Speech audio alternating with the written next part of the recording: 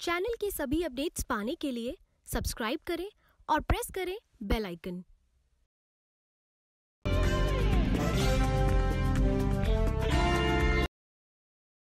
लोकतंत्र की भी अजीब कहानी है। 360 डिग्री पे घूमने वाली यह राजनीति कब सत्ता से विपक्ष में परिवर्तन कर दे, ये समझना मुश्किल है। आम जनता जनार्दन के नब्जों में क्या है, यह भी राजनीतिक पार्टी के लिए दुविधा का केंद्र बना रहता है। राजनीतिक पार्टी हमेशा आम आदमी से इस बात को जानने की कोशिश में रहते हैं कि किस आधार पर आज के मतदाता उन राजनेताओं को वोट करेंगे जो सत्ता के सिंहासन पर आसीन होकर जनप्रतिनिधि का सुख भोगेंगे। लेकिन ये आम जनता है, ये आम लोग हैं, ये पब्लिक है, सब जानती है। जो भी अच्छी देश को अच्छा दे सके उसको वोट देंगे। किस समय में किस आधार पे और किस मुद्दों पर अपने जनप्रतिनिधियों का चुनाव करना है, ये शायद आज की जनता जनार्दन बखूबी जानती है। ऐसे ही हमारी टीम ने आम जनता से मिलकर के ये जानने की कोशिश की कि 17वें लोकसभा चुनाव के दौरान आखिर वो कौन से आधार होंगे जिस आधार पर हर व्यक्ति, हर मतदाता अपने जनप्रतिनिधि का चुनाव करेंगे। दिलचस्प माहौल रहा, मामला भी अजीब होना ही था, क्योंकि यह जानना मुश्किल था कि राज्य में एक पार्टी की लहर है या फिर ये कहे कि 360 डिग्री पे घूमती हुई ये राजनीति का दौड़ है। मैं ये सोच के वोट करूंगी जो भी हमारा नेता बने वो सबसे पहले जो ग्रामीण क्षेत्र की कॉमन प्रॉब्लम्स है उसको देखे, उन्हें ठीक करे। यहाँ पे नजफगढ़ का जो एरिया है, बहुत सारे गांव यहाँ से अटैच है, तो उन बच्चों को दिल्ली में ये डीयू वगैरह में जाने के लिए बहुत प्रॉब्लम होती है। डीयू तक पहुंचने के लिए भी उन्हें 2-3 बस बदलनी पड़ती है। यहाँ पे ट्रांसपोर्ट की प्रॉब्लम अब भी है, पहले भी थी, अब भी है। आम जनता अपने उस जनप्रतिनिधि का चुनाव करना चाहती है जो जनप्रतिनिधि अपने उस नेता के नाम पे चुनाव जीतते हैं जो प्रधानमंत्री पद के दावेदार हैं, या फिर उस सांसद का चुनाव करना चाहती है जो क्षेत्र में घूम करके अपने क्षेत्र के विकास कार्यों की देखभाल करते हैं।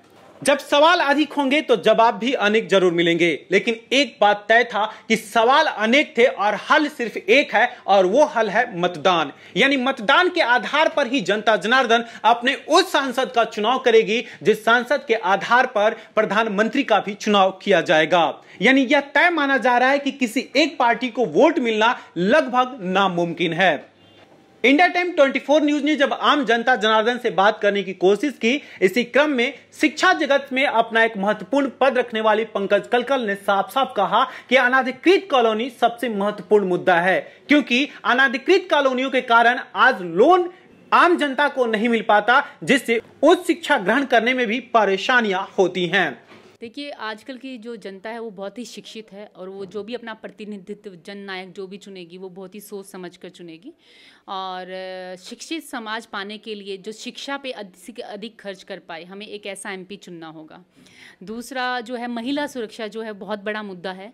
महिला सुरक्षा के लिए एक ऐसा एक हम कुछ कार्यक्रम चलाएं, या कुछ महिला सुरक्षा को अवेयरनेस करने के लिए कि कैसे महिला सुरक्षित रह सकती है, इस कार्य को कराने के लिए भी हमें ऐसे एमपी का चुनाव करना पड़ेगा जो इसके लिए कार्य कर सके। दूसरा, दिल्ली में जो सबसे बड़ा मुद्दा है वो है कि कच्ची कॉलोनियाँ, जो कच्ची कॉलोनियों को पक्की कॉलोनी करवा सके, क्योंकि बहुत सारे बच्चे हैं जिनको लोन लेना होता है तो कच्ची कॉलोनियों पे लोन पास नहीं होते हैं, और बच्चे जो हैं जो फॉरेन पढ़ना चाहते हैं उनको जो है ना लोन पास नहीं हो पाता, या कोई नीडी होता है उसके लिए लोन पास नहीं हो पाता। तो कच्ची कॉलोनियों को पक्की करवाने का ये सबसे बड़ा मुद्दा रहेगा।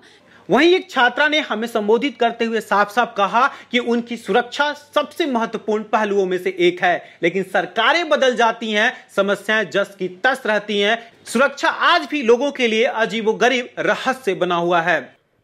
वोट करते समय हमारे मन में यही चलेगा कि जो हमारे क्षेत्र में मतलब काम करेगा उसी को वोट देंगे, और ऐसे मतलब कार्य उनको नहीं वोट करेंगे जो हमारे क्षेत्र में आएंगे और चले जाएंगे, और वोट के समय बड़ी बड़ी बातें या मतलब जो भी। स्थानीय निवासियों ने भी मीडिया के सामने अपने दुखों को प्रकट करते हुए साफ साफ कहा कि सर्वांगीण विकास आखिर कब होगा, आखिर ऐसा दिन कब नहीं आता जब पश्चिमी दिल्ली को विकसित क्षेत्रों में गिना जाए। कमियां क्या है, जब संसाधनों का हुजूम भी है तो उसका उपयोग क्यों नहीं होता।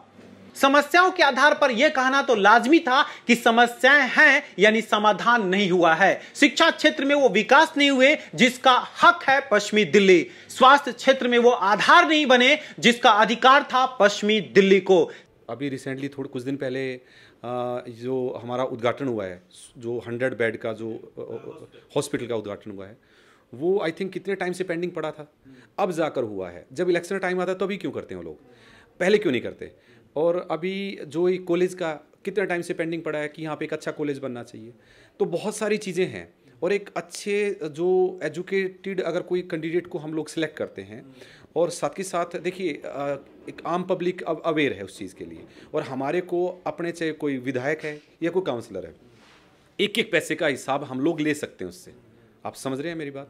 सिर्फ मतों को आधार बनाकर विकास कार्यों का कारवां बना दिया गया है, लेकिन प्रयोगात्मक तौर पर ऐसा कुछ भी देखने को नहीं मिला।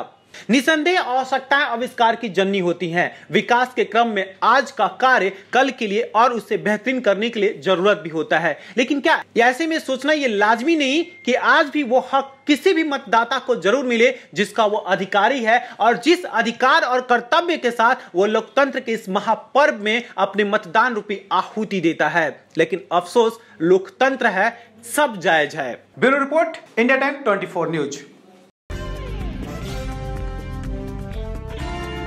चैनल की सभी अपडेट्स पाने के लिए सब्सक्राइब करें और प्रेस करें बेल आइकन।